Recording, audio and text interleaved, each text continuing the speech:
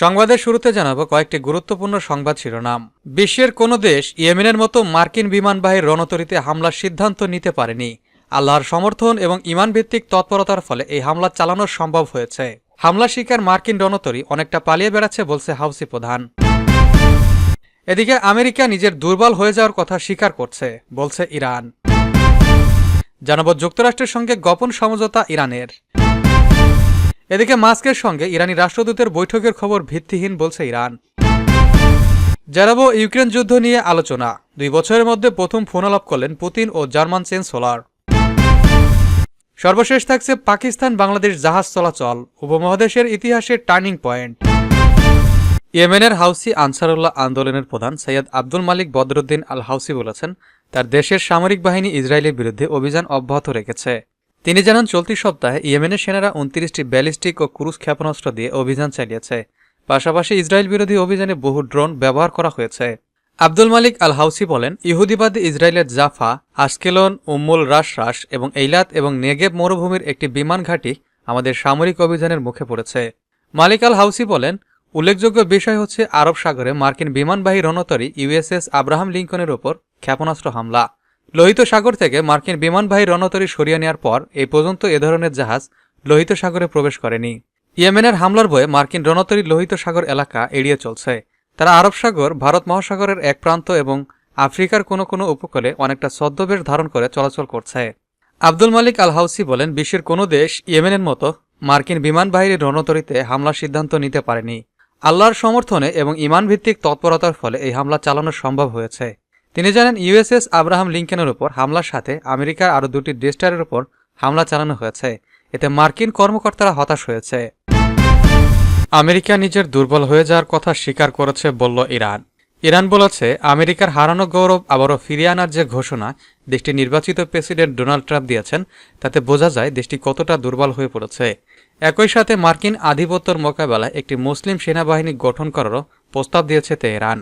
শুক্রবার ইরানের ইসলামী বিপ্লবী গার্ড বাহিনী বা আইআরজিসির সাবেক প্রধান কমান্ডার ও নীতি নির্ধারণী পরিষদের সদস্য মহসেন রেজাই ইরানের উত্তর পূর্বাঞ্চলীয় শহর মাশহাদে এক অনুষ্ঠানে দেয়া বক্তব্যে এ প্রস্তাব দেন। তিনি বলেন, ডোনাল্ড ট্রাম্প আমেরিকাকে আবারও মহান করুন বলে যে স্লোগান দিচ্ছেন, তাতে বোঝা যায় দেশটি কতটা অপদস্থ ও দুর্বল হয়ে পড়েছে। রেজাই বলেন, ইসরায়েল তার অপরাধী প্রধানমন্ত্রী নেতানিয়াহু বর্তমানে পশ্চিম এশিয়া অঞ্চলে যে নজিরবিহীন অপরাধযজ্ঞ চালাচ্ছে, তার প্রতি আমেরিকা অন্ধ সমর্থন দিয়ে যাচ্ছে। ইরানের প্রভাবশালী কর্মকর্তা বলেন, বর্তমানে Iran, Syria, Iraq, Lebanon, Yemen ও ফিলিস্তিনে এই 6টি দেশ ইসরায়েলের বিরুদ্ধে লড়াই করছে। মেজর জেনারেল অবশ্যই রেজাই বলেন, এসব দেশ তাদের অন্তরের অন্তঃস্থল দিয়ে ইসরায়েলি সরকার ও তার সমর্থক, বিশেষ করে আমেরিকা ও ব্রিটেনের বিরুদ্ধে লড়াই করে যাচ্ছে। ইরান গোটা অঞ্চলে একটি বৃহত্তর যুদ্ধ ছড়িয়ে পড়া রোধ করতে চায় জানিয়ে সাবেক এই সেনা কমান্ডার বলেন, এর অর্থ এই নয় যে ইসরায়েল তার পৃষ্ঠপোষকরা পশ্চিম এশিয়ায় যা খুশি তাই করবে, কিন্তু কোনো জবাব পাবে না। যুক্তরাষ্ট্রের সঙ্গে গোপন সমঝোতা ইরানের। নির্বাচনে ইতিহাস গড়ে হোয়াইট হাউসে ফিরছেন ডোনাল্ড ট্রাম্প। সাবেক এই মার্কিন প্রেসিডেন্টের সঙ্গে ইরানের আগে থেকেই শত্রুতা রয়েছে। তবে ট্রাম্প নির্বাচিত হওয়ার কয়েকদিনের মাথায় জো বাইডেন প্রশাসনের সঙ্গে ইরানের গোপন সমঝোতার খবর সামনে এলো। জেরুজালেম পোস্ট জানিয়েছে, ইরান শুধু গোপন সমঝোতাই করেনি, বরং যুক্তরাষ্ট্রকে লিখিত দিয়েছে। ওয়াশিংটন ও তেহরানের মধ্যে যে সমঝোতা হয়েছে সেই খবর সবার আগে প্রকাশ করে ওয়াল স্ট্রিট জার্নাল। ওই প্রতিবেদনে বলা হয়, গেল সেপ্টেম্বরে ইরানকে সতর্ক করে দেয় যুক্তরাষ্ট্র। ওয়াশিংটন জানায়, ট্রাম্পের উপর হামলার যে কোনো হামলা তাদের সর্বোচ্চ জাতীয় নিরাপত্তা অগ্রাধিকার ইস্যু, আর তিনি হামলার শিকার হলে তা হবে যুদ্ধ ঘোষণার শামিল। এরপরই গেল অক্টোবরে যুক্তরাষ্ট্রকে লিখিত প্রতিশ্রুতি দেয় ইরান। তারা জানায়, ট্রাম্পকে হত্যা করার কোনো ইচ্ছা নেই তাদের। যদিও গেল সপ্তাহে ইরানি এক ব্যক্তির বিরুদ্ধে অভিযোগ গঠন করেছে যুক্তরাষ্ট্র। মার্কিন বিচার বিভাগ বলছে, ট্রাম্পকে হত্যায় ওই ব্যক্তিকে নির্দেশ দিয়েছিল ইরানের ইসলামী বিপ্লবী গার্ড বাহিনী। তবে ইরান দেশটির বিরুদ্ধে ওঠা এমন অভিযোগ সরাসরি নাকচ করে দিয়েছে। মাস্কের সঙ্গে ইরানি রাষ্ট্রদূতের বৈঠকের খবর ভিত্তিহীন বলছে ইরান। নিউ ইয়র্কে ইলন মাস্ক এবং জাতিসংঘে ইরানের রাষ্ট্রদূত আমির সৈয়দ ইরাবানির মধ্যে বৈঠক হয়েছে বলে যে খবর মার্কিন মিডিয়া প্রচার করেছে তা সম্পূর্ণ অস্বীকার করেছে ইরান। শনিবার বার্তা সংস্থা ইরনাকে দেয়া এক বিবৃতিতে ইরানের পররাষ্ট্র মন্ত্রণালয়ের মুখপাত্র ইসমাইল বাগাই এ তথ্য জানান।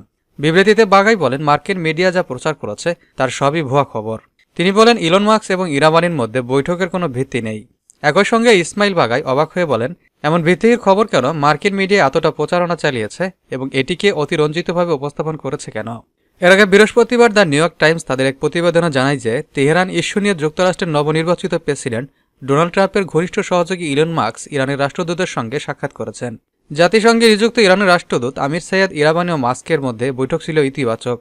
নিউ ইয়র্ক টাইমস আরও জানায়, তেহরান ও ওয়াশিংটনের মধ্যে দীর্ঘদিন ধরে চলা উত্তেজনা নিরসনের চেষ্টায় ইলন মাস্ক গত সোমবার একটি গোপন স্থানে আমির সাইয়েদের সঙ্গে ঘণ্টাব্যাপী বৈঠক করেন।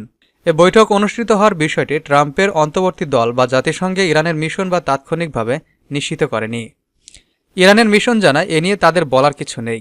নিউ ইয়র্ক টাইমসের প্রতিবেদন আরও বলা হয়, ইরানের রাষ্ট্রদূতের সঙ্গে মাস্কের বৈঠকের এ খবর যে আগাম ইঙ্গিত দিচ্ছে তা হল তেহরানের সঙ্গে সম্পর্ক উন্নয়নের ব্যাপারে কূটনৈতিক তৎপরতায় জোর দিচ্ছেন ট্রাম্প। দেশটির ব্যাপারে আক্রমণাত্মক দৃষ্টিভঙ্গি পাল্টে ফেলেছেন নবনির্বাচিত প্রেসিডেন্ট। অথচ ইরানের বিষয়ে আক্রমণাত্মক মার্কিন নীতিকেই পছন্দ করেন ট্রাম্পের রিপাবলিকান পার্টির রক্ষণশীল রাজনীতিবিদদের একাংশ ও যুক্তরাষ্ট্রের ঘনিষ্ঠ মিত্র ইসরায়েল। বৈঠকে তেহরানের উপর থেকে মার্কিন নিষেধাজ্ঞা তুলে নিতে ও ব্যবসা বাণিজ্যের পদক্ষেপ নেওয়ার আহ্বান জানান ইরানের রাষ্ট্রদূত।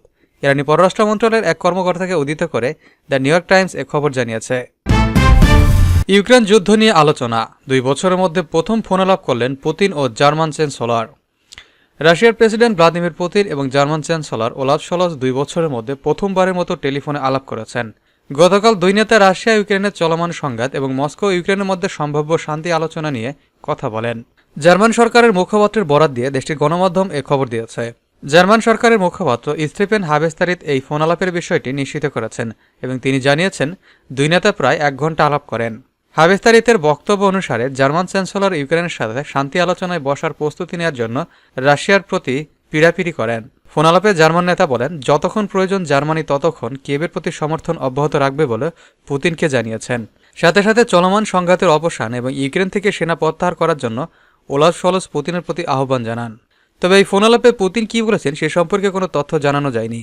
জার্মান কর্মকর্তাদের বরাত দিয়ে বার্তা সংস্থা তাস জানিয়েছে, 2 নেতা যোগাযোগ রাখার ব্যাপারে একমত হয়েছেন। পাকিস্তান বাংলাদেশ জাহাজ চলাচল উপমহাদেশের ইতিহাসে টার্নিং পয়েন্ট। পাকিস্তানের করাচি বন্দর থেকে একটি কার্গো জাহাজ বুধবার চট্টগ্রাম বন্দরে নোঙর করেছে। এটি স্বাধীনতার পর প্রথম ঘটনা। এই ঘটনাকে ঢাকায় অবস্থিত পাকিস্তানি হাইকমিশন দ্বিপক্ষীয় বাণিজ্যের একটি বড় পদক্ষেপ হিসেবে উল্লেখ করেছেন। ফলে একে 2 দেশের মধ্যে ঐতিহাসিকভাবে দুর্বল সম্পর্কের ক্ষেত্রে একটি উল্লেখযোগ্য পরিবর্তন বলে দেখা হচ্ছে।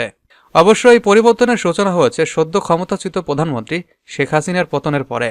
বাংলাদেশ ও পাকিস্তানের দ্বিপক্ষীয় সম্পর্কের উপর প্রভাব বিস্তার করে রেখেছে 1971 সালের স্বাধীনতা যুদ্ধ। দীর্ঘ 9 মাসের এই যুদ্ধে পাকিস্তানি বাহিনী বড় ধরনের মেসাকার চালিয়েছিল, যা বাঙালিদের জাতীয় মানুষে গভীরভাবে দাগ কেটেছে। এ ঘটনায় পাকিস্তান বাংলাদেশের কাছে ক্ষমা চায়নি, এমনকি দুঃখ প্রকাশ করেনি। অথচ সম্পর্কের উন্নয়নের জন্য এটি ছিল দরকারি পদক্ষেপ। বাংলাদেশি আমেরিকান রাষ্ট্রবিজ্ঞানী আলী রিয়াজ 2021 সালে দ্য ডিপ্লোম্যাটকে এক সাক্ষাৎকার দিয়েছিলেন। এ সময় তিনি বলেছিলেন, ঢাকা ও ইসলামাবাদের মধ্যে সম্পর্কের উন্নয়নের জন্য পাকিস্তানকেই উদ্যোগ নিতে হবে। বিশেষ করে তাদের সেনাবাহিনীর ঘটানো মেসাকারের জন্য বাঙালিদের কাছে নিঃশর্ত ক্ষমা চাইতে হবে। অন্যথায় একটি জাতি অন্ধকার অতীতকে সমাধান না করে সম্পর্কে এগিয়ে নিতে পারে না। কিন্তু ইসলামাবাদ সেটি করেনি, বরং স্বাধীনতার যুদ্ধকে তারা ভিন্ন খাতে প্রবাহিত করেছে। তারা বলেছে বাংলাদেশের মুক্তিযুদ্ধ ছিল মোহাম্মদ আলী জিন্নাহর পাকিস্তান প্রকল্পের ভাঙ্গার একটি ভারতীয় ষড়যন্ত্র। এটি জালিমের বিরুদ্ধে মুসলিমের যুদ্ধ ছিল না। কিন্তু মুক্তিযুদ্ধ কিছু আগ পর্যন্ত বাংলাদেশের রাজনীতিতে খুবই স্পর্শকাতর ও আবেগপ্রবণ বিষয় ছিল। ফলে যথাযথ ক্ষমা প্রার্থনার অভাবে দ্বিপক্ষীয় সম্পর্কের উন্নতি কঠিন বলে প্রমাণিত হয়েছে। দ্বিপক্ষীয় সম্পর্ক কিছু সরকারের অধীনে অনেক তিক্ত হয়েছে, বিশেষ করে শেখ হাসিনার আমলে তাতে মাত্রা যুক্ত হয়েছিল। তার রাজনৈতিক এজেন্ডাই ছিল মুক্তিযুদ্ধের সময় ঘটিত নৃশংসতার বিচার চাওয়া। ফলে তার শাসন আমলে 1996 থেকে 2001 এবং 2009 থেকে 2024 যুদ্ধ অপরাধী ও রাজাকারদের নির্মম বিচার করা হয়েছিল। তিনি 2010 সালে যুদ্ধাপরাধীদের বিচারের জন্য আন্তর্জাতিক অপরাধ ট্রাইব্যুনাল গঠন করেছিলেন। এই ট্রাইব্যুনাল 2013 সালে জামায়াত নেতা আব্দুল কাদের মোল্লাকে প্রথম যুদ্ধ অপরাধের দায়ে দোষী সাব্যস্ত করে। এরপর তার ফাঁসি কার্যকর করে। পাকিস্তানের তৎকালীন স্বরাষ্ট্রমন্ত্রী চৌধুরী নিসার আলী খান এই মৃত্যুদণ্ডকে খুবই দুর্ভাগ্যজনক বলে অভিহিত করেছিলেন। তিনি বলেছিলেন যে এতে কোনো সন্দেহ নেই যে 1971 সালে পাকিস্তানের প্রতি সংহতি জানানোর জন্য তাকে ফাঁসি দেওয়া হয়েছে।